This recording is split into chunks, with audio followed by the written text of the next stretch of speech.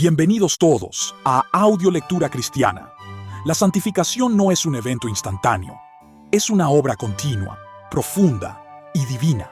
En este poderoso escrito titulado La obra progresiva de la santificación del teólogo puritano John Owen nos muestra cómo el Espíritu Santo obra en el creyente, no solo para iniciar la vida espiritual, sino para hacerla crecer día tras día. ¿Por qué a veces sentimos que no avanzamos? ¿Por qué hay temporadas de sequedad espiritual? ¿Y cómo realmente crece la santidad en nosotros? Acompáñanos a descubrirlo. Esperamos que esta lectura sea de gran bendición para todos. Dicho esto, amados hermanos, comencemos.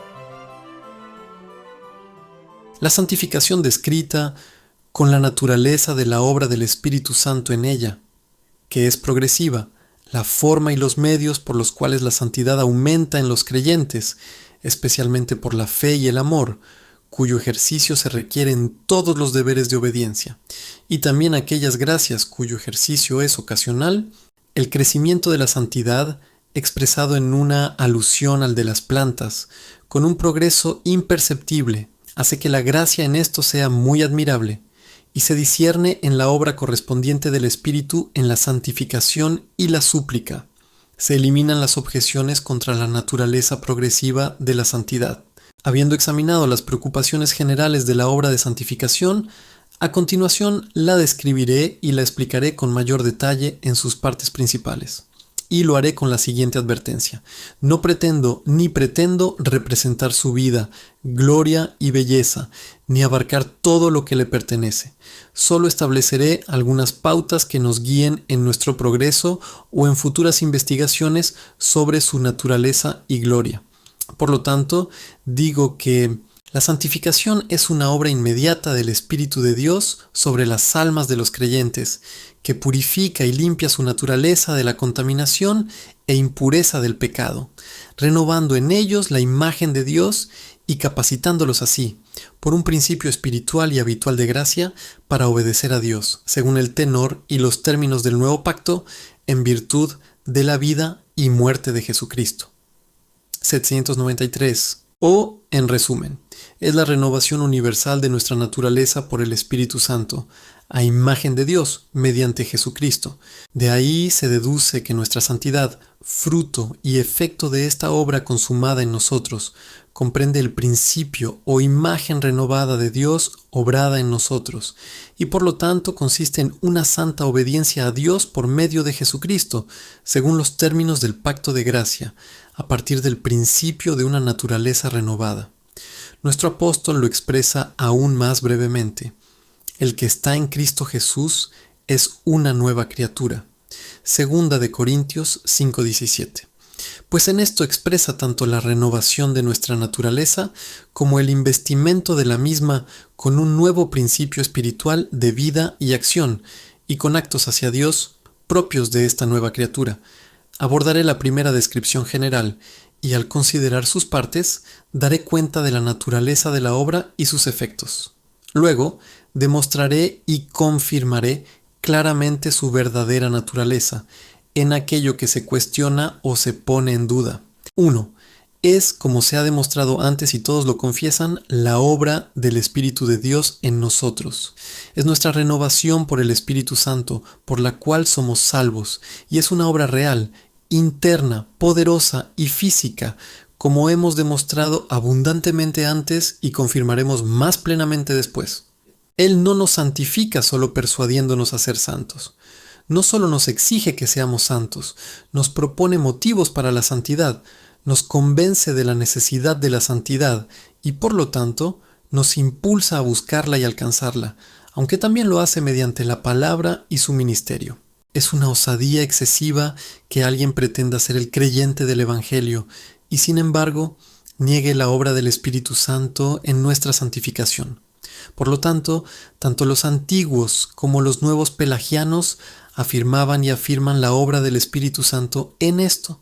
Pero ¿qué es lo que realmente le atribuyen? Simplemente le atribuyen el despertar de nuestras propias capacidades, ayudándonos y asistiéndonos en el ejercicio de nuestro propio poder innato. Cuando todo esté hecho, la obra nos pertenecerá a nosotros y no a Él, y la gloria y la alabanza nos corresponderán.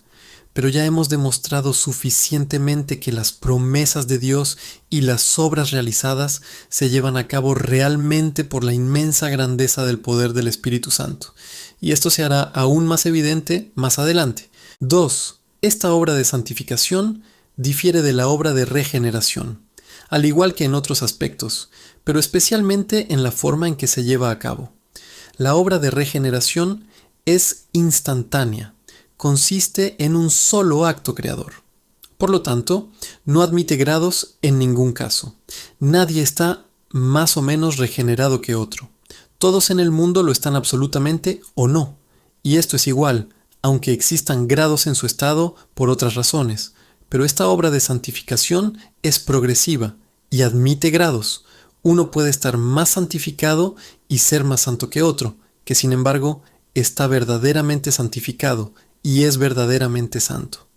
Se inicia de inmediato y se lleva a cabo gradualmente. Esta observación es de gran importancia y si se valora correctamente, aportará mucha luz a la naturaleza de toda la obra de santificación y santidad. Por ello, en este capítulo me detendré a explicarla y confirmarla, para que sirva de base para su comprensión y profundización. En las Escrituras se nos exhorta con frecuencia a un aumento y crecimiento en santificación o santidad, y se nos promete con frecuencia. Así, el apóstol Pedro, a modo de mandato, 2 de Pedro 3, 17, 18, dice: no caigan, no se dejen caer de su firmeza, sino crezcan o aumenten en la gracia. No basta con no decaer en nuestra condición espiritual, ni con no desviarnos de un camino firme de obediencia por el poder de las tentaciones, sino que lo que se nos exige es un esfuerzo por mejorar, un aumento, un florecimiento en la gracia, es decir, en la santidad. Y el cumplimiento de este mandato es lo que nuestro apóstol recomienda en 2 de Tesalonicenses 1:3, a saber, el crecimiento extraordinario de su fe y el abundante amor, es decir, el florecimiento y el aumento de esas gracias en ellos, lo cual se llama crecer con el aumento de Dios, Colosenses 2:19, o con el aumento de santidad que Dios requiere, acepta y aprueba mediante el suministro de fortaleza espiritual de Jesucristo, nuestra cabeza. La obra de santidad, en su comienzo, es como una semilla sembrada en la tierra, es decir, la semilla de Dios, por la cual nacemos de nuevo, y sabemos cómo crece y se multiplica la semilla que se siembra en la tierra. Al ser cuidada y nutrida de diversas maneras, su naturaleza es echar raíces y brotar dando fruto. Así sucede con el principio de la gracia y la santidad. Al principio es pequeña, pero al ser recibida en corazones buenos y sinceros, hecha así por el Espíritu de Dios y nutrida y cuidada allí, echa raíces y produce fruto. Y ambas cosas, la siembra inicial y su crecimiento, provienen igualmente de Dios por medio de su Espíritu. El que comienza esta buena obra también la perfecciona hasta el día de Jesucristo, Filipenses 1:6, y lo hace de dos maneras. Primero, aumentando y fortaleciendo las gracias de santidad que hemos recibido y que nos hemos dedicado a practicar. Hay algunas gracias cuyo ejercicio no depende de ninguna ocasión externa, pero en su práctica son absolutamente necesarias en lo más mínimo para la vida de Dios. Tales son la fe y el amor. Nadie vive ni puede vivir para Dios excepto en el ejercicio de estas gracias. Cualesquiera que sean los deberes que los hombres realicen para con Dios, si no están vivificados por la fe y el amor, entonces no pertenecen a esa vida espiritual por la cual vivimos para Dios. Y estas gracias son capaces de grados y por lo tanto son capaces de aumentar. Pues así leemos expresamente acerca de la poca fe, Mateo 14:31, y la gran fe, Mateo 8:10, la fe débil, Romanos 14:1, y la fe fuerte, Romanos 4:20. Ambas son verdadera fe y son la misma en su esencia, pero difieren en grados. Así también hay amor ferviente, 1 de Pedro 4:8, y amor comparativamente frío, Mateo 24:12. Estas gracias, por lo tanto, al llevar a cabo la obra de santificación, aumentan gradualmente. Así, los discípulos pidieron a nuestro Salvador que aumentara su fe. Lucas 17:5, es decir, que añadiera luz a ella, la confirmara en su asentimiento, multiplicara sus obras y la fortaleciera contra los ataques, para que pudiera obrar con mayor eficacia en los difíciles deberes de obediencia. Tenían especial consideración por esto, como se evidencia en el contexto, pues oraron por este aumento de fe cuando nuestro Salvador les exhortó a perdonar frecuentemente a sus hermanos que los ofendían, un deber que no es nada fácil ni agradable a nuestra naturaleza humana.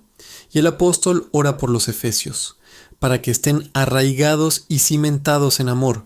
Efesios 3:17. Es decir, que mediante el aumento y fortalecimiento de su amor estén más establecidos en todos los deberes del amor.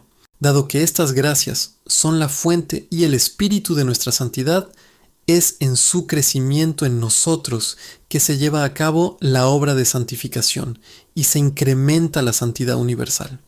Y esto lo realiza el Espíritu Santo de diversas maneras. Primero, al estimular estas gracias a actos frecuentes. La frecuencia de los actos aumenta y fortalece naturalmente los hábitos de los que proceden, y estos hábitos espirituales de fe y amor son además por designio de Dios. Crecen y prosperan en y mediante su ejercicio. Oseas 6:3. La falta de este ejercicio es la principal causa de su decadencia. Y hay dos maneras en que el Espíritu Santo estimula las gracias de la fe y el amor a actos frecuentes. 1. Lo hace moralmente proponiendo objetos adecuados y oportunos para ellas. Lo hace mediante sus ordenanzas de culto, especialmente mediante la predicación de la palabra. Al proponernos a Dios en Cristo, las promesas del pacto y otros objetos propios de nuestra fe y amor, estas gracias se ponen en práctica.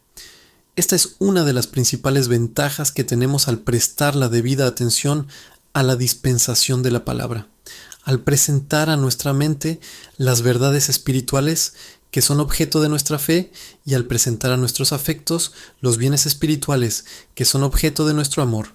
Ambas gracias se ponen en práctica con frecuencia. Nos equivocamos gravemente si suponemos que no obtenemos ningún beneficio de la palabra más allá de lo que retenemos en nuestra memoria, aunque también deberíamos esforzarnos por ello. Nuestra principal ventaja reside en el estímulo que da a nuestra fe y amor a su correcto ejercicio. Estas gracias se mantienen vivas gracias a esto, pues sin la predicación se marchitarían y se desvanecerían. En esto, el Espíritu Santo toma las cosas de Cristo y nos las muestra. Juan 16:14-15. Nos las presenta en la predicación de la palabra como los objetos propios de nuestra fe y amor, y así nos recuerda las palabras de Cristo, Juan 14:26. Es decir, en la dispensación de la palabra, el Espíritu nos recuerda las palabras y verdades de gracia de Cristo, proponiéndolas a nuestra fe y amor, y en esto reside el beneficio y el crecimiento secreto de los creyentes bajo la predicación del Evangelio, del cual tal vez no sean conscientes. De este modo, se generan miles de actos de fe y amor mediante los cuales estas gracias se ejercitan y fortalecen, y en consecuencia aumenta la santidad. Y la palabra, al mezclarse con los actos de fe, como en Hebreos 4:2, aumenta la santidad al incorporarla. 2. El Espíritu lo hace de forma real e interna. Él mora en los creyentes, preservando en ellos la raíz y el principio de toda su gracia mediante su poder inmediato. Por eso, todas las gracias, al manifestarse, se llaman frutos del Espíritu. Gálatas 5:22-23. Él las hace brotar del tronco que ha sembrado en el corazón, y no podemos realizar ninguna gracia sin su eficaz obra en esto. Dios obra en nosotros tanto el querer como el hacer, según su buena voluntad. Filipenses 2:13. Es decir, no hay parte de nuestra voluntad individualmente y separada de Él en obediencia, que no sea obra del Espíritu de Dios en nosotros, en cuanto es espiritual y santa. El Espíritu es el autor inmediato de toda buena o grata acción en nosotros, porque en nosotros, es decir, en nuestra carne, y por nosotros mismos no somos más que carne, no habita el bien, Por eso el Espíritu de Dios, morando en los creyentes, estimula y estimula eficazmente sus gracias para que las ejerzan y actúen con frecuencia, por lo cual se incrementan y fortalecen.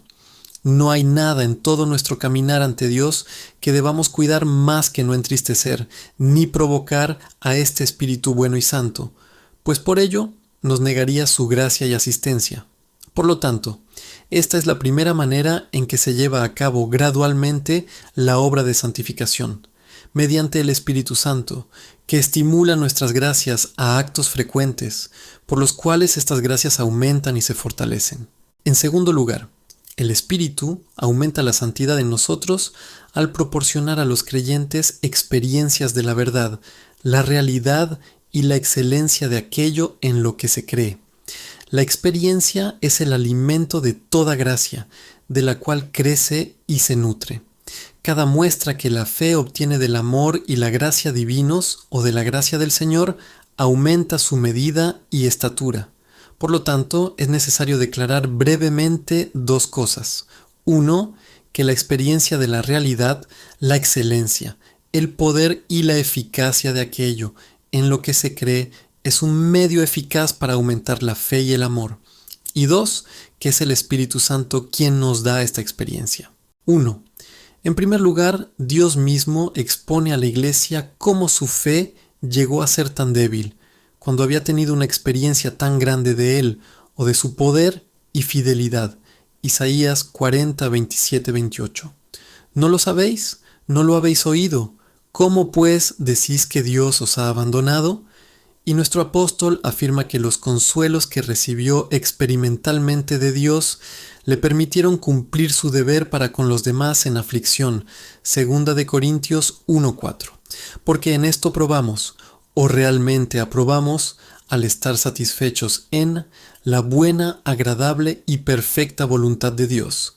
Romanos 12:2. Y esto es por lo que el apóstol ora en favor de los colosenses 2.2. Puedo afirmar que quien desconoce cómo la fe se fortalece y se alienta mediante experiencias especiales de la realidad, el poder y la eficacia espiritual de lo que se cree en el alma, jamás ha participado de ninguna de ellas. ¿Cuántas veces David fortalece su propia fe y la de los demás con sus experiencias pasadas? Nuestro Señor Jesucristo también abogó por estas mismas experiencias con el mismo propósito en su gran angustia. Salmo 22, 9, 10. 2. No se necesita ninguna otra consideración para demostrar que el Espíritu Santo nos da todas nuestras experiencias espirituales, sino esta, que toda nuestra consolación consiste en estas experiencias. Su obra y función es administrar consolación a los creyentes, porque Él es el único consolador de la Iglesia. Ahora bien, Él administra consolación únicamente al dar a las mentes y almas de los creyentes una experiencia espiritual y sensible de la realidad y el poder de las cosas que creemos. No nos consuela con palabras, sino con hechos. No conozco otro medio de consolación espiritual y estoy seguro de que éste nunca falla. Dale a un alma una experiencia, una muestra del amor y la gracia de Dios en Cristo Jesús, y cualquiera que sea la condición de esa alma, no podrá negarse a ser consolada. Y por medio de esto, el Espíritu derrama el amor de Dios en nuestros corazones. Romanos 5:5, por el cual todas las gracias son cultivadas y aumentadas. En tercer lugar, Él lo hace obrando de inmediato un aumento real de estas gracias en nosotros. He demostrado que éstas son susceptibles de mejora y de un incremento en su grado. Ahora bien, originalmente son obra y producto directo del Espíritu de Dios en nosotros, como se ha demostrado abundantemente. Y así como Él primero las obra y las crea, así también las incrementa. De esta manera, aquellos que son débiles llegan a ser como David. Zacarías 12:8. Es decir, aquellos cuyas gracias eran débiles, cuya fe era frágil y cuyo amor era lánguido, se fortalecerán y se harán vigorosos por la provisión del Espíritu y el incremento que Él les otorga. Las escrituras que consideramos principalmente en nuestras constantes súplicas multiplican las promesas para este propósito.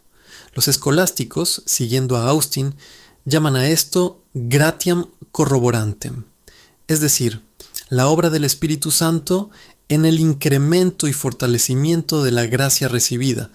Véase Efesios 3, 16, 17, Colosenses 1, 10, 11, Isaías 40, 29. Y esta es la causa principal y el medio del aumento gradual de santidad en nosotros, o de llevar a cabo la obra de santificación. Sal 138, 8. En segundo lugar, hay gracias cuyo ejercicio es más ocasional y no siempre necesario para la vida de Dios. Es decir, no es necesario que se practiquen constantemente, como sí lo hacen la fe y el amor.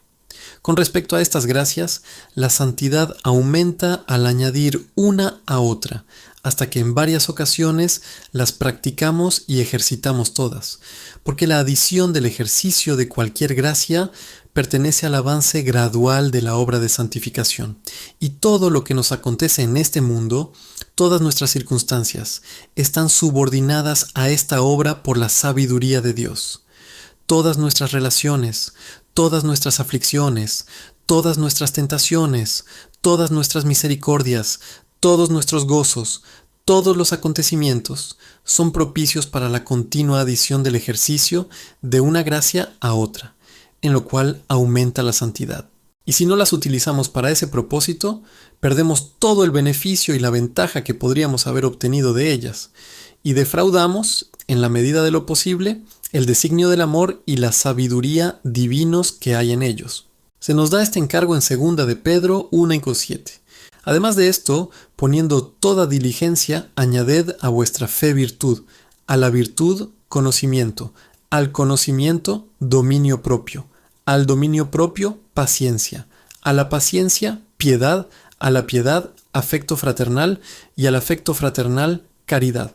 El propósito de este mandato es que escapemos de la corrupción que hay en el mundo a causa de la concupiscencia. Versículo 4. Es decir, que todas nuestras corrupciones sean completamente dominadas y nuestras almas santificadas.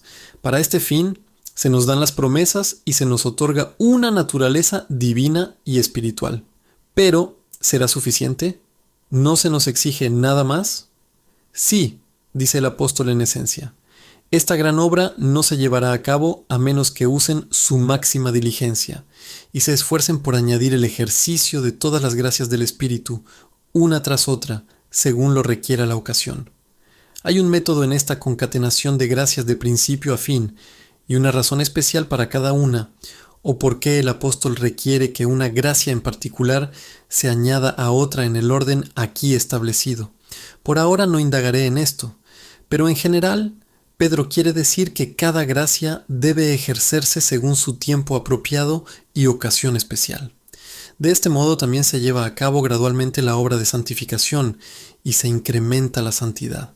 Y esta adición de una gracia a otra, con el progreso de santidad que se obtiene gracias a ella, también proviene del Espíritu Santo. Hay 3 maneras en que Él realiza su obra en esto. 1. Al ordenar las cosas de esta manera para nosotros y llevarnos a aquellas condiciones en las que el ejercicio de estas gracias será requerido y necesario. Todas las aflicciones y pruebas a las que somete a la Iglesia no tienen otro fin ni propósito. Así lo expresa el apóstol Santiago. Santiago 1:4. Hermanos míos, tengan por sumo gozo cuando se vean sometidos a diversas pruebas, sabiendo que la prueba de su fe produce perseverancia. Pero dejen que la perseverancia complete su obra, para que sean perfectos e íntegros, sin que les falte nada. Estas tentaciones son pruebas basadas en aflicciones, tribulaciones, persecuciones y cosas semejantes. Pero si las tomamos en cualquier otro sentido, tienen el mismo propósito. Todas ellas nos son guiadas por Cristo y su Espíritu, pues Él es quien nos reprende y nos disciplina. Juan 16:8. Pero ¿cuál es su fin en esto? Que la fe se ejercite y la paciencia se emplee, y que una gracia se añada a otra, para que éstas nos lleven hacia la perfección. Así, nos lleva a esa condición en la que, sin duda, fracasaremos si no añadimos el ejercicio de una gracia a otra. 2. En esta situación, el Espíritu nos recuerda eficazmente nuestro deber y las gracias que debemos practicar. Podemos debatir si es mejor actuar con fe o desanimarnos, si es mejor tener paciencia ante la persistencia de nuestras pruebas o confiar en nosotros mismos y buscar la liberación de forma irregular entregándonos a otras satisfacciones. Entonces, nos hace oír una voz detrás de nosotros que dice: este es el camino, andad por él, cuando nos desviemos a la derecha y cuando nos desviemos a la izquierda. Isaías 30:21. Cuando estamos perdidos, no sabemos qué hacer y estamos a punto de consultar con carne y hueso y de desviarnos por caminos irregulares, el Espíritu nos habla eficazmente diciendo: no, ese no es vuestro camino correcto, sino este, es decir, actuar con fe, paciencia y sumisión a Dios, añadiendo una gracia a otra, uniendo así nuestros corazones a nuestro deber. 3. Él realmente entusiasma y pone en marcha todas las gracias necesarias de la manera y forma antes mencionadas. Esto, pues, debe ser fijado, de modo que todo este aumento de santidad sea inmediatamente obra del Espíritu Santo. Y en esto, Él gradualmente lleva a cabo su propósito de santificarnos por completo, en nuestros espíritus, almas y cuerpos.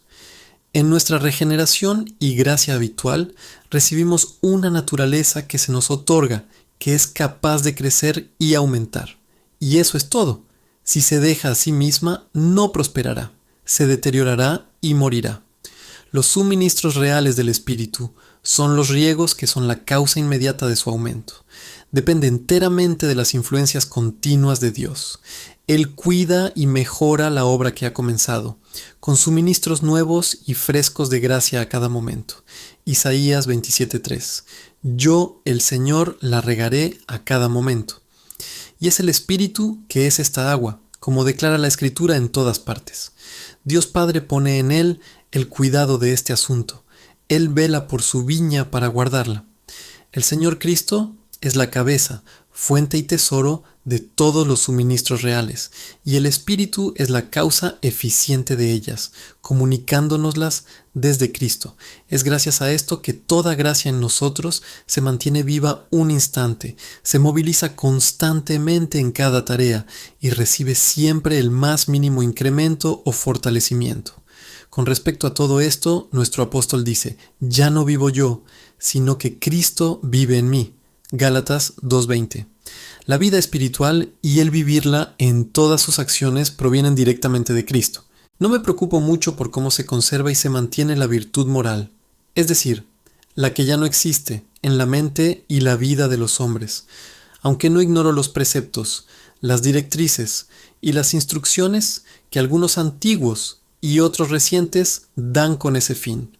Pero en cuanto a la gracia y la santidad, tenemos la seguridad infalible de que el ser, la vida, la continuidad y todas las obras de la gracia en cualquiera de los hijos de los hombres dependen simple y únicamente de su relación con esa fuente y manantial de toda gracia que está en Cristo y del suministro continuo de ella por el Espíritu Santo, cuya obra es comunicarlas. Colosenses 3:3, Juan 15:5, Colosenses 2:19. No hay hombre que posea gracia verdadera y salvadora, semilla o comienzo de santificación o santidad, que el Espíritu Santo, con su atenta guía y sus provisiones, no pueda preservar, librar de las dificultades, superar la oposición y aumentarla hasta su plena medida y perfección. Por lo tanto, que se levanten las manos caídas y se fortalezcan las rodillas débiles. Hebreos 12:12. Nos dirigimos a aquel que no apaga la mecha humeante ni quiebra la caña cascada. Por otro lado, no hay nadie que haya recibido gracia en tal medida, ni la haya confirmado mediante un ejercicio constante e ininterrumpido, que pueda conservarla ni un instante, ni manifestarla en ningún caso o deber, sin la continua provisión de gracia nueva y real y la ayuda de aquel que obra en nosotros para querer y hacer. Porque nuestro Señor Jesucristo dice a sus apóstoles, y por medio de ellos a todos los creyentes, incluso a los mejores y más fuertes: sin mí no podéis hacer nada. Juan 15:5. Y aquellos que por sí mismos no pueden hacer nada, es decir, vivir para Dios, no pueden por sí mismos conservar la gracia, practicarla ni aumentarla. Estas son las cosas más importantes que hacemos o que se obran en nosotros en este mundo. Por lo tanto, Dios, en su infinita sabiduría, ha dispuesto la dispensación de su amor y gracia a los creyentes, de tal manera que de todos los que viven de la provisión continua de su espíritu, ninguno tenga motivo para desfallecer o desalentarse, ni ocasión para la autoconfianza o la euforia, para que nadie se gloríe en sí mismo, sino que el que se gloríe en el Señor. Primera de Corintios 1, 29, 31. Por consiguiente, Él anima grandemente a los débiles, a los temerosos, a los desfallecidos, a los desconsolados y abatidos, y lo hace empleando todas las propiedades santas de su naturaleza, en y para su ayuda. Y así también advierte a quienes se creen fuertes, firmes e inamovibles, que no sean altivos, sino que teman. Romanos 11:20, porque todo el resultado de las cosas depende de su soberana provisión de gracia, y puesto que prometió en el pacto continuar fielmente con esta provisión para nosotros, hay fundamento para la fe dada a todos, y no se da ocasión para la presunción a nadie.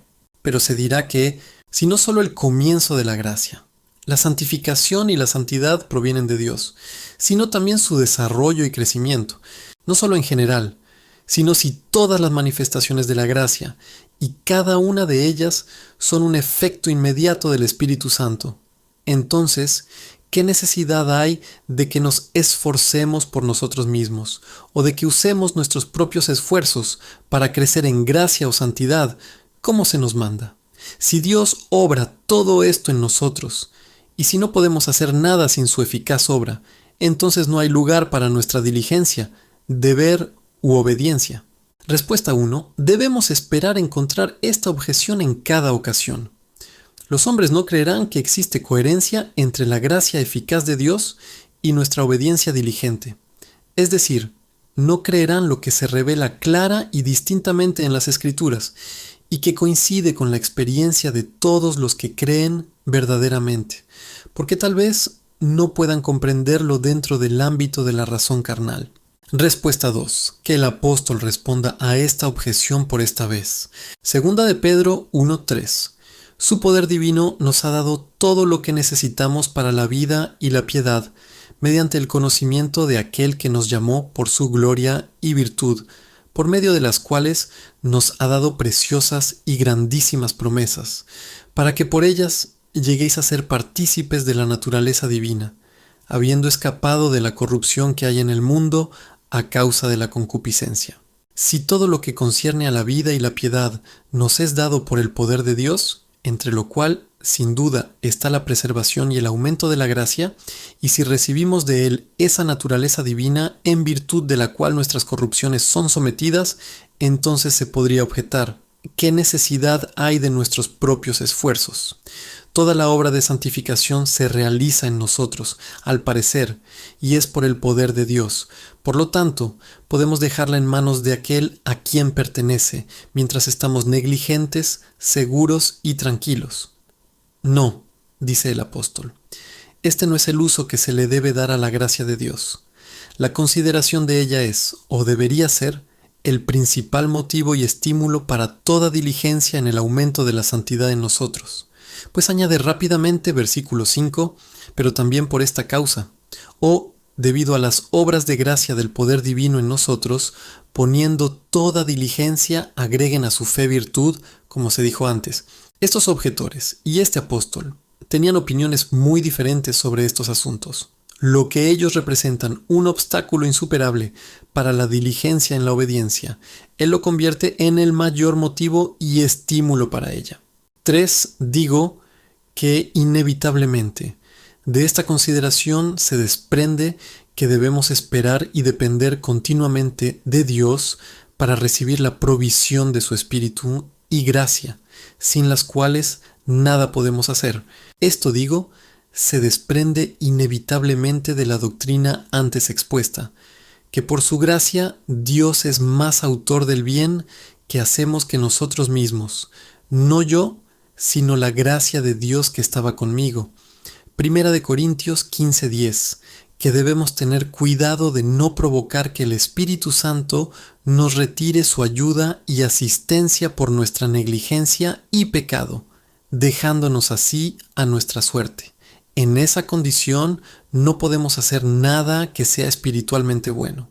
Si alguien se ofende por estas cosas, no está en nuestro poder remediarlo.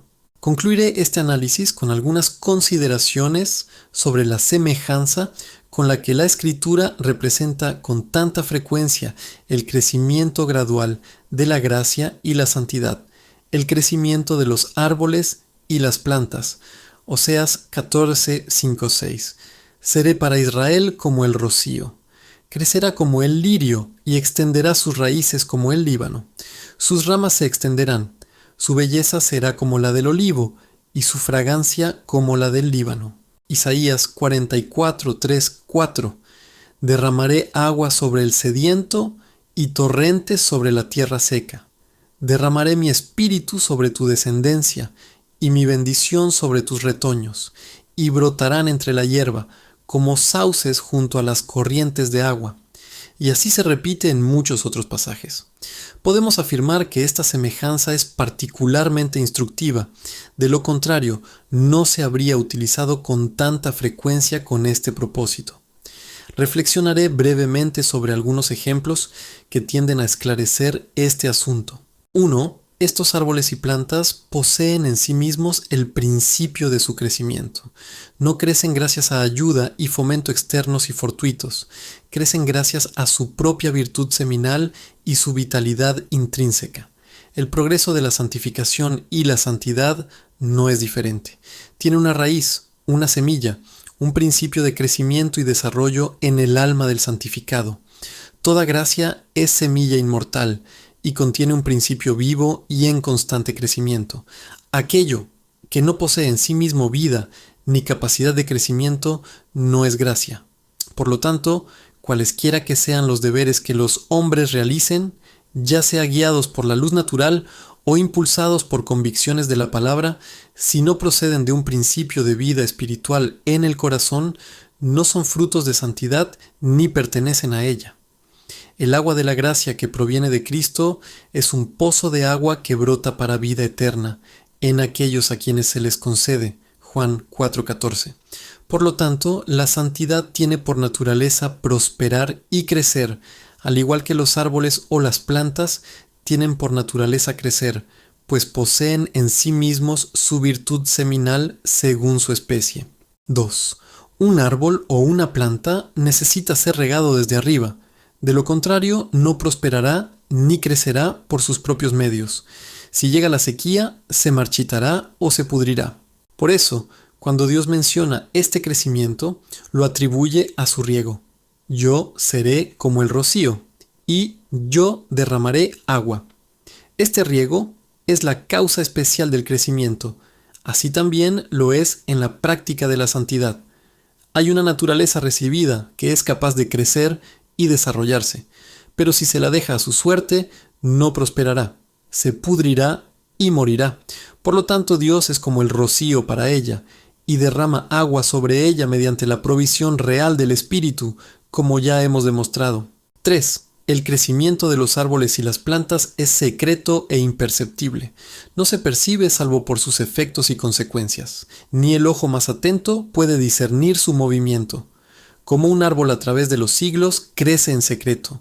No es de otra manera en el progreso de la santidad. No es inmediatamente perceptible ni para aquellos en quienes progresa, ni para quienes lo observan. Solo está bajo la mirada de aquel por quien se obra. Solo por sus frutos y efectos se manifiesta. Y algunos, en efecto, especialmente en ciertas épocas, prosperan y crecen de manera clara y evidente, brotando como los sauces junto a los arroyos. Aunque su crecimiento en sí mismo sea imperceptible, es evidente que han crecido. Todos deberíamos ser así. El crecimiento de algunos, digo, se manifiesta en cada prueba, en cada ocasión.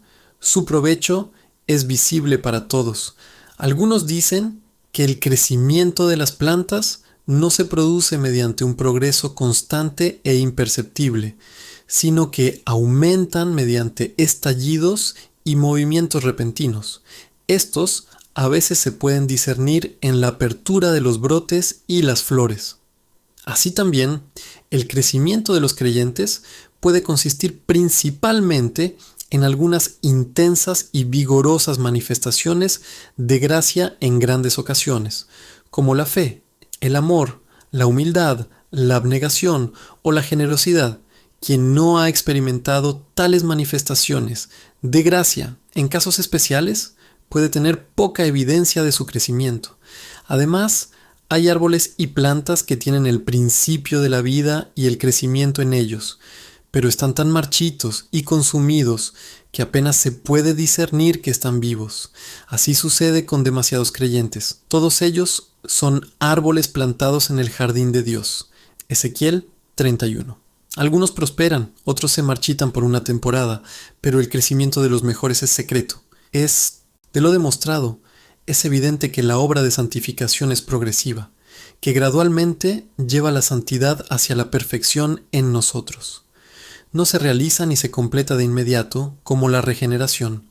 Tampoco cesa al alcanzar ningún logro o condición de vida, sino que florece y se lleva a cabo.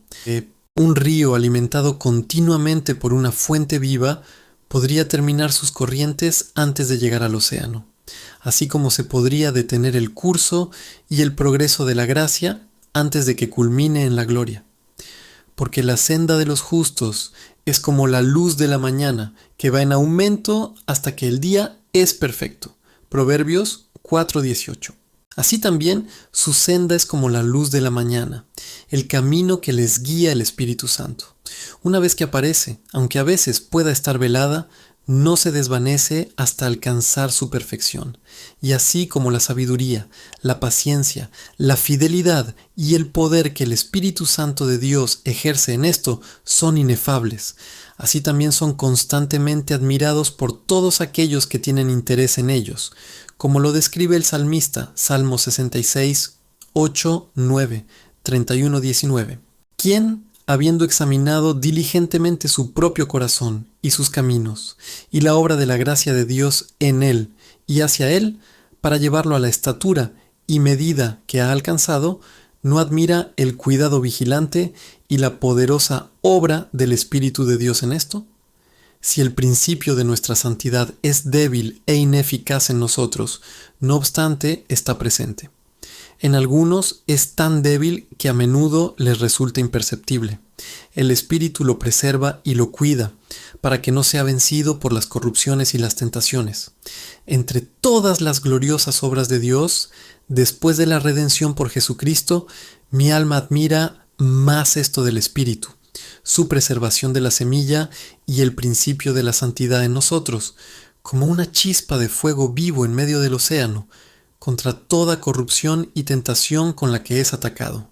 Muchas transgresiones en nuestro camino de obediencia se producen por la incursión de pecados reales.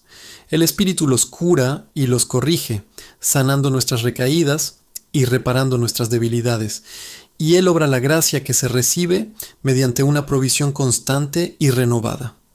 Quien no observa diligentemente las maneras en que la gracia se preserva y se promueve, carece de gran parte del consuelo y la alegría de una vida espiritual. Y es una parte importante de nuestro pecado y necedad cuando somos negligentes en esto.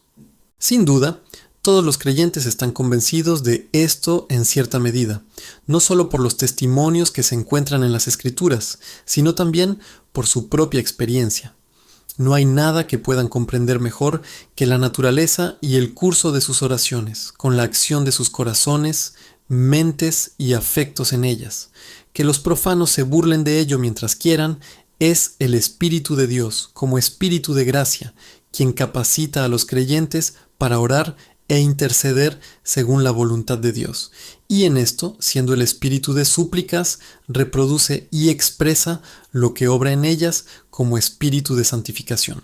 Al enseñarnos a orar, nos enseña qué y cómo obra en nosotros. Y si consideramos sabiamente su obra en nuestros corazones mediante la oración, podemos comprender mucho de su obra en nuestros corazones por gracia.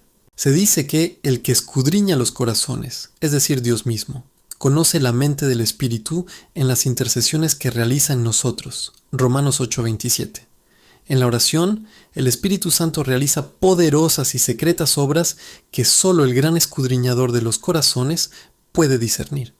Pero también debemos indagar y observar, en la medida de lo posible, a qué nos guía y nos conduce, pues es claramente su obra en nosotros. No creo que el Espíritu Santo obre en nosotros las súplicas mediante una inspiración divina, sobrenatural e inmediata, como inspiró a los profetas de antaño. Ellos a menudo no comprendían lo que decían, pero lo indagaban diligentemente después. Pero afirmo que el orgulloso mundo carnal lo desprecie mientras quiera y a su propio riesgo, que el Espíritu de Dios en las oraciones de los creyentes guía con gracia sus almas y mentes hacia deseos y peticiones que en cuanto a su contenido están muy por encima de sus capacidades e invenciones naturales. Quien no ha experimentado esto desconoce estas cosas más de lo que a la larga le resultará beneficioso. Mediante la observancia diligente de esto, podremos saber qué clase y naturaleza tiene la obra del Espíritu Santo en nosotros y cómo se lleva a cabo. ¿Cómo nos enseña y capacita el Espíritu Santo para orar? En general, lo hace mediante estas tres cosas. 1. Al darnos una comprensión espiritual de las promesas de Dios y la gracia del pacto, por la cual sabemos qué pedir con una visión espiritual de la misericordia y la gracia que Dios ha preparado para nosotros. 2. Al darnos a conocer y experimentar nuestras necesidades, con una profunda conciencia de ellas, de tal manera que no podamos soportarlas sin alivio. 3. Creando y despertando deseos en la nueva criatura para su propia preservación, aumento y mejora. Y en consonancia con estas cosas, consiste toda la obra de santificación del Espíritu en nosotros, pues es su comunicación eficaz de la gracia y la misericordia preparadas en las promesas del pacto, por medio de Jesucristo. De esta manera, suple nuestras necesidades espirituales y da vida y vigor a la nueva criatura. Así pues, nuestras oraciones son un extracto y una copia de la obra del Espíritu Santo en nosotros, que nos es dada por el Espíritu mismo. Por lo tanto, quien lo desprecia como espíritu de súplica, también lo desprecia como espíritu de santificación. Ahora bien, ¿qué es lo que más anhelas en tus oraciones? ¿Acaso no es que el cuerpo, el poder, todo el interés del pecado en ti sea debilitado, sometido y finalmente destruido? ¿Acaso no es que todas las gracias del Espíritu sean diariamente renovadas, incrementadas y fortalecidas para que estés más dispuesto y preparado para todos los deberes de obediencia? Algunos dirán quizás que según su mejor observación no encuentran en sí mismos ni en los demás que la obra de santificación sea constantemente progresiva, ni que la santidad crezca y prospere de esta manera donde quiera que se encuentre con sinceridad. Para ellos mismos, la gracia fue más vigorosa, activa y floreciente en sus días pasados que recientemente. Sus aguas eran más frescas y fuertes en el momento de su conversión que desde que encontraron su camino. De esto provienen las quejas de muchos sobre su pobreza, su debilidad, su apatía, su esterilidad. Ni siquiera muchos santos en las Escrituras estuvieron exentos de tales quejas, y muchos pueden exclamar: ojalá fuera como en nuestros días pasados, en los días de nuestra juventud. Las quejas de esta naturaleza abundan por doquier. Algunos están dispuestos a concluir de esto que la santidad sincera no crece ni progresa tanto como se pretende, o que de hecho no tienen interés en ella. Lo mismo puede decirse de una observación diligente de otros, tanto iglesias como creyentes individuales. ¿Qué pruebas ofrecen de que la obra de santidad florece en ellos? ¿Acaso la gracia no parece, por el contrario, estar en retroceso y en constante decadencia? Consideraré y desestimaré esta objeción en la medida necesaria, para que la verdad que afirmamos no se vea perjudicada y no nos quedemos con una teoría vacía. Y también para que quienes no cumplen plenamente con la santidad no se desanimen del todo. Haré esto en las siguientes reglas y observaciones. 1. Una cosa es considerar a qué se adapta la gracia o la santidad por su propia naturaleza, y cuál es la manera habitual o regular en que el Espíritu procede en la obra de santificación, según el tenor del pacto de gracia. Otra cosa es considerar lo que ocasionalmente puede ocurrir por indisposición e irregularidad o por cualquier otra interposición que obstaculice en aquellas personas en quienes se realiza la obra. Bajo la primera consideración, la obra es próspera y progresiva. En la segunda, la regla está sujeta a diversas excepciones. Un niño que tiene un principio de vida, una buena constitución natural y una alimentación adecuada, crecerá y prosperará. Pero si ese niño tiene obstrucciones internas, o enfermedades y dolencias, o caídas y contusiones, puede estar débil y debilitado. Cuando somos regenerados, somos como bebés recién nacidos, y normalmente, si tenemos la leche pura de la palabra, creceremos gracias a ella. Pero si cedemos a las tentaciones, la corrupción, la negligencia o la conformidad con el mundo, ¿acaso es de extrañar que estemos sin vida y desperdiciados? Basta con confirmar la verdad de lo que afirmamos, que todo aquel en quien hay un principio de vida espiritual, que ha nacido de Dios y en quien ha comenzado la obra de santificación, si ésta no se lleva a cabo gradualmente en él, si no prospera en gracia y santidad, si no va de fortaleza en fortaleza, es generalmente por su propia negligencia pecaminosa y la indulgencia de los deseos carnales, o por su amor a este mundo presente. Considerando el tiempo que hemos tenido y los recursos de los que hemos disfrutado, cuán maduros y florecientes podríamos haber sido muchos de nosotros, en fe, amor, pureza, abnegación y conformidad universal con Cristo, que ahora estamos débiles, marchitos, estériles y sin savia, apenas distinguibles de las espinas y zarzas del mundo. Es hora de que nos despojemos de todo peso y del pecado que tan fácilmente nos asedia. Hebreos 12:1 para impulsarnos por todos los medios a una vigorosa recuperación de nuestra fe y amor originales, con un crecimiento abundante en ellos, en lugar de quejarnos de que la obra de santidad no avanza. Y debemos hacerlo antes de que nuestras heridas se vuelvan incurables. Una cosa es que la santidad florezca realmente en un alma, y otra muy distinta es que esa alma la conozca y se sienta satisfecha con ella. Estas dos cosas pueden separarse.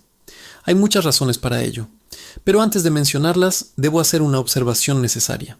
Esta regla se propone para aliviar a aquellos que están perdidos acerca de su propia condición y no saben si la santidad florece en ellos o no, o para aquellos a quienes esto no les preocupa, quienes en algún momento, si así lo desean, pueden dar cuenta de cómo les va en estos asuntos y por qué.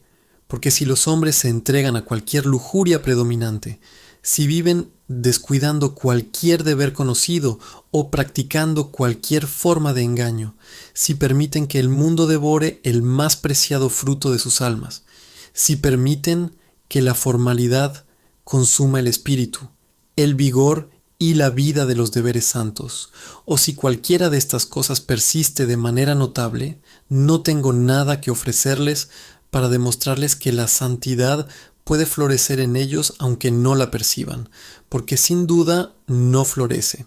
Tampoco deben albergar otra esperanza que esta, que mientras permanezcan en tal estado, la santidad se irá deteriorando cada vez más.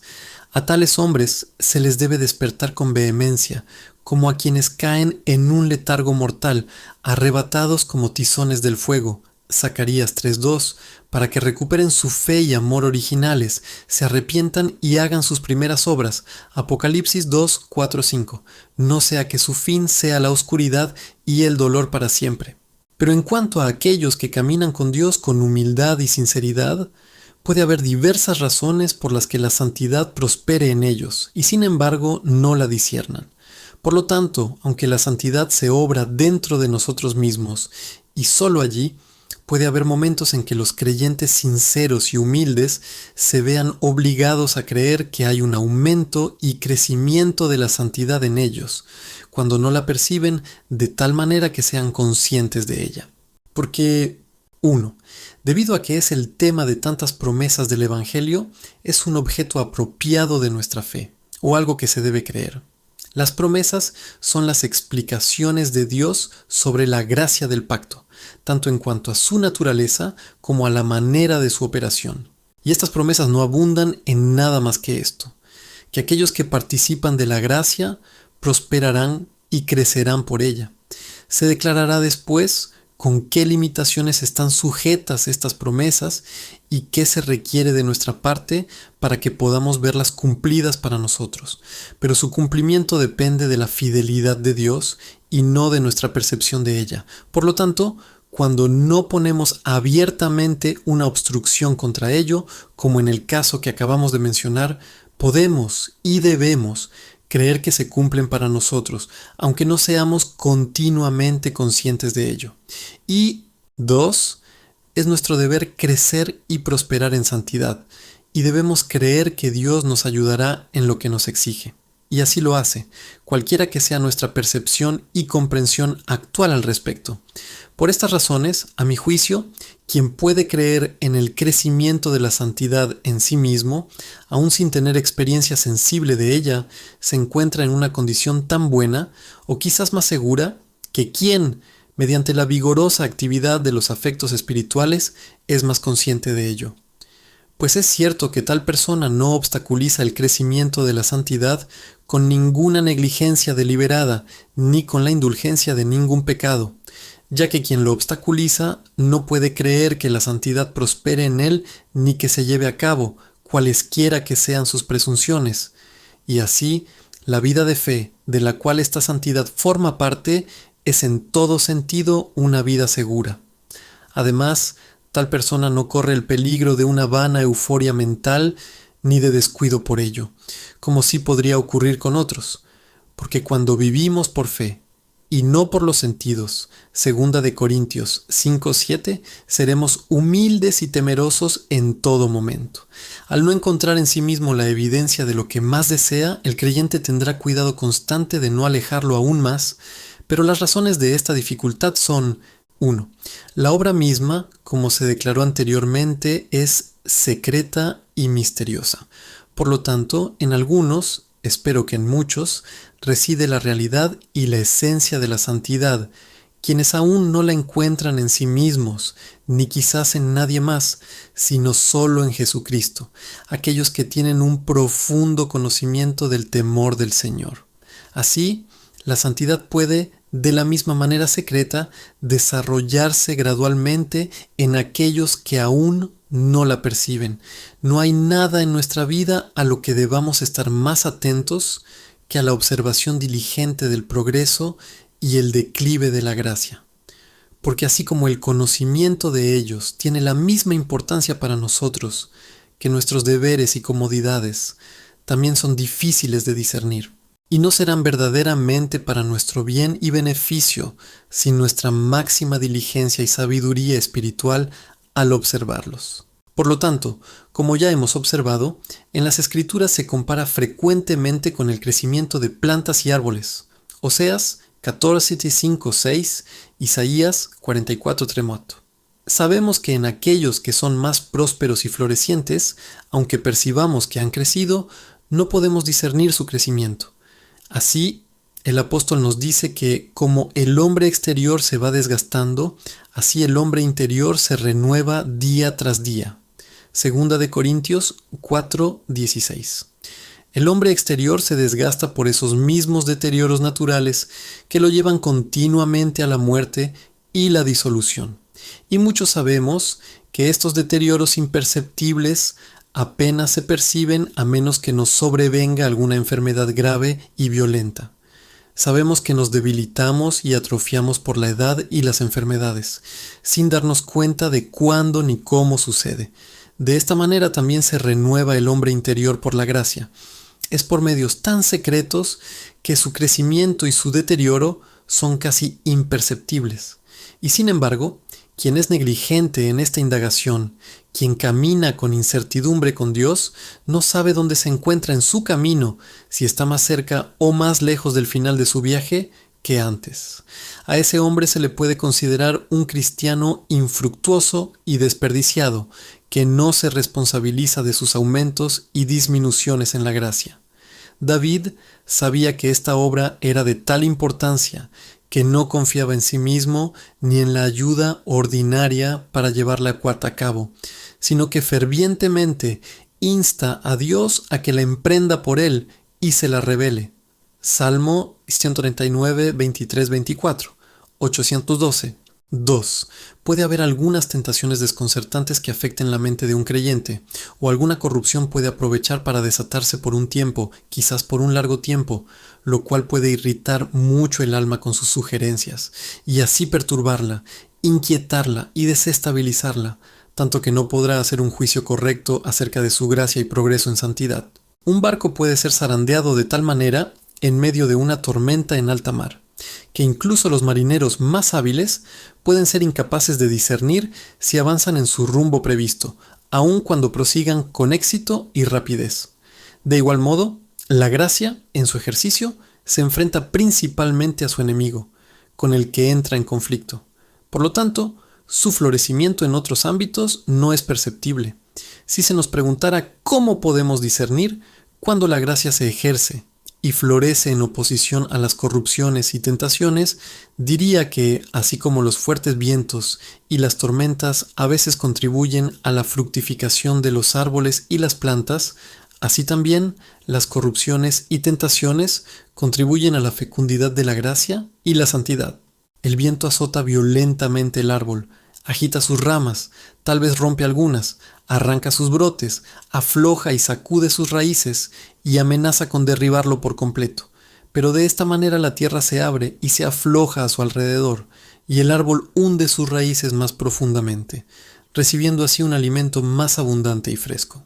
Esto lo hace fructífero, aunque quizás no dé fruto visiblemente hasta mucho después. En los embates de las tentaciones y las corrupciones, el alma se ve tristemente agitada y desordenada. Sus hojas de profesión se marchitan y sus inicios de fructificación se ven gravemente quebrados y retrasados.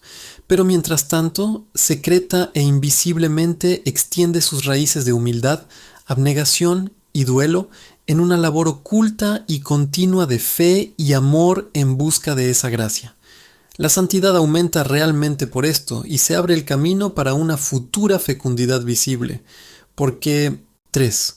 Dios, en su infinita sabiduría, dirige la nueva criatura o toda la vida de gracia por medio de su Espíritu.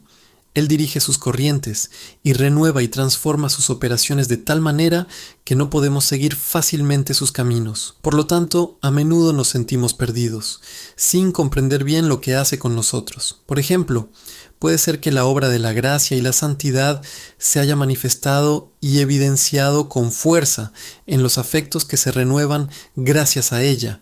De ahí que las personas experimenten una gran disposición, gozo y alegría al realizar los deberes santos, especialmente aquellos afectos que implican una comunicación directa con Dios, pues estos afectos son, en su mayoría, rápidos y vigorosos en la juventud de nuestra profesión, y sus operaciones son perceptibles para aquellos en quienes florecen y cuyos frutos son visibles. Esto hace que los jóvenes creyentes parezcan siempre frescos y vigorosos en los caminos de la santidad. Pero puede que, después de un tiempo, al soberano dispositor de este asunto le parezca bien desviar los cauces de gracia y santidad hacia otro canal.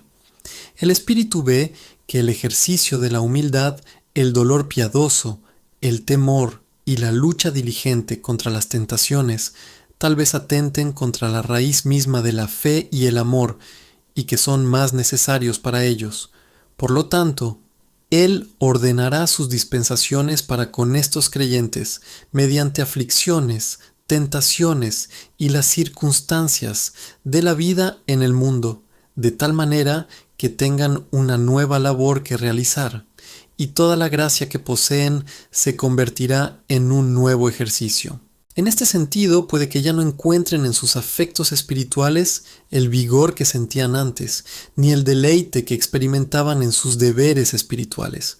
Esto a veces los lleva a concluir que la gracia se ha debilitado en ellos, que las fuentes de santidad se están secando y que no saben ni dónde están ni qué son. Sin embargo, es posible que la verdadera obra de santificación siga floreciendo y desarrollándose eficazmente en ellos. 3. Se reconoce que puede haber, y de hecho hay, en muchos grandes decadencias en la gracia y la santidad, que la obra de santificación retrocede en ellos y que esto puede ser universal y prolongado. Muchos actos de gracia se pierden en tales personas y lo que queda está a punto de morir. La Escritura da abundante testimonio de esto y nos da ejemplos. ¿Cuántas veces Dios acusa a su pueblo de apostasía, esterilidad y decadencia en la fe y el amor? Y la experiencia de los días en que vivimos confirma suficientemente esta verdad. ¿Acaso no hay decadencias abiertas y visibles en muchos en cuanto a todo el espíritu de santidad, en cuanto a todos sus deberes y frutos? ¿No puede el mejor de nosotros aportar algo para evidenciar esto con su propia experiencia? ¿Qué diremos entonces? ¿Acaso no hay santidad sincera donde se encuentran tales decadencias?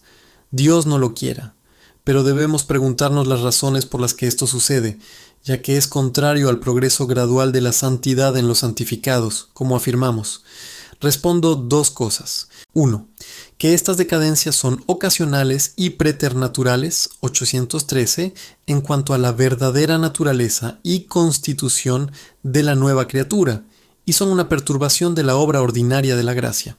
Son enfermedades en nuestro estado espiritual, por el cual no se debe medir.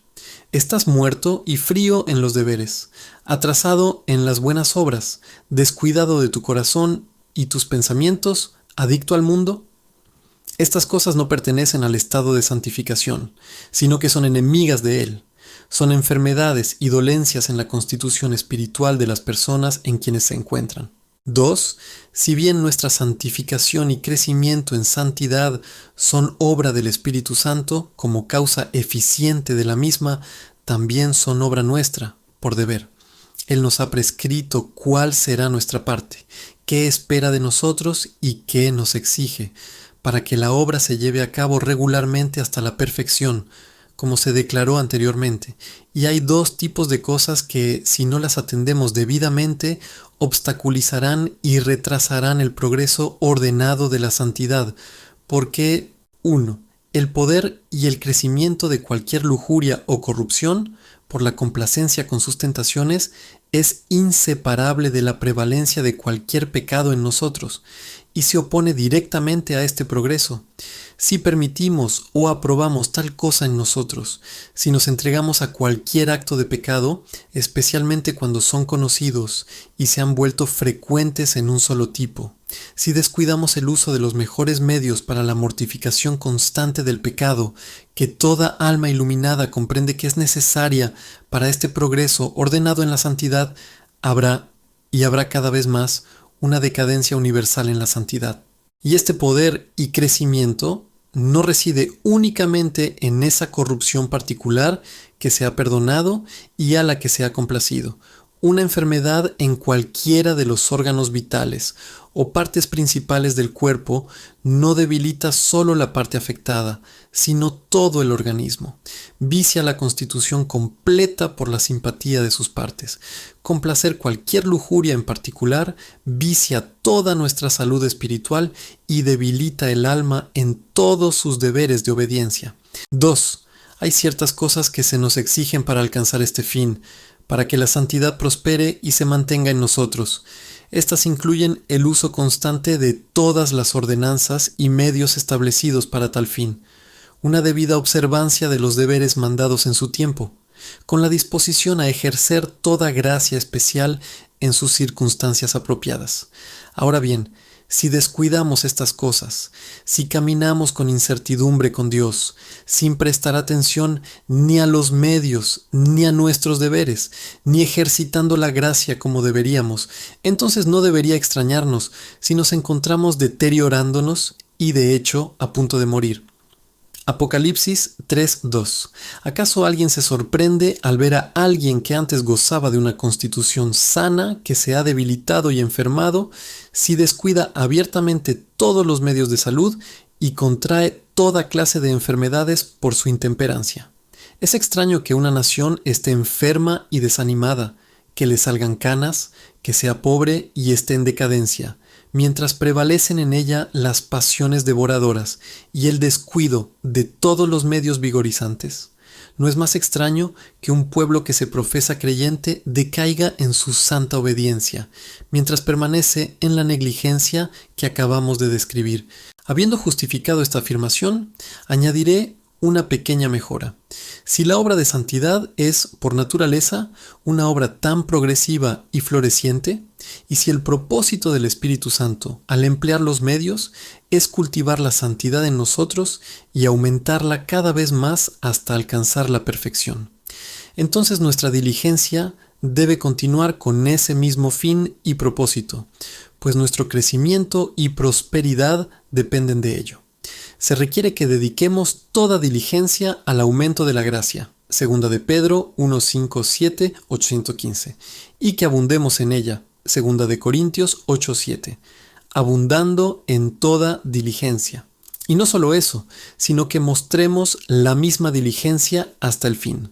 Hebreos 6, 11.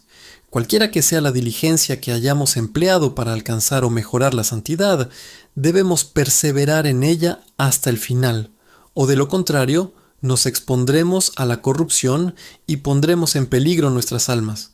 Si nos relajamos o abandonamos nuestro deber, la obra de santificación no se llevará a cabo por gracia. Por eso se nos exige, se espera de nosotros, que dediquemos toda nuestra vida a cumplir diligentemente con la obra progresiva de la gracia en nosotros. Existen 3 motivos por los cuales los hombres pueden descuidar, o de hecho descuidan, este deber del cual dependen la vida de su obediencia y todas sus comodidades. 1. Una presunción o convicción infundada de que ya son perfectos. Algunos pretenden esto con orgullo y necedad, lo cual destruye la naturaleza y el deber de la santidad u obediencia evangélica. Porque por nuestra parte, esto consiste en nuestra conformidad voluntaria con la obra de la gracia, llevada gradualmente a la medida que nos ha sido asignada.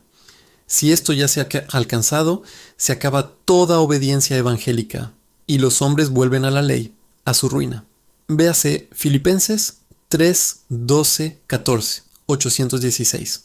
Es una excelente descripción de la naturaleza de nuestra obediencia la que el apóstol nos da en ese pasaje. Toda perfección absoluta en esta vida se rechaza como inalcanzable. El fin propuesto es la bienaventuranza y la gloria, con el gozo eterno de Dios, y la manera por la cual nos esforzamos por alcanzarla, que comprende toda nuestra obediencia, es mediante un seguimiento continuo e ininterrumpido, un esfuerzo constante y una búsqueda constante, un progreso constante en y por nuestra máxima diligencia. 2. Es una suposición insensata creer que, por tener interés en el estado de gracia, ya no necesitamos preocuparnos tanto por la santidad y la obediencia exactas en todo como antes, cuando nuestra mente pendía de la incertidumbre sobre nuestra condición. Pero en la medida en que alguien se deja llevar por esta aprensión o persuasión, tiene motivos para cuestionarse profundamente si aún conserva algo de gracia o santidad, pues esta persuasión no proviene de aquel que nos llamó. No hay instrumento más eficaz en manos de Satanás que este, apartarnos de la santidad o sofocarla una vez alcanzada. Tampoco pueden surgir en el corazón de los hombres pensamientos más opuestos a la naturaleza de la gracia.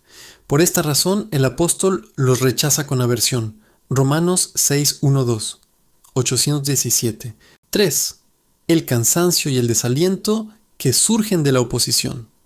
Algunos encuentran tanta dificultad y oposición en la obra de la santidad y su progreso, provenientes del poder de la corrupción, de las tentaciones y de las circunstancias de la vida en este mundo, que están a punto de desfallecer y abandonar la diligencia en sus deberes y en la lucha contra el pecado.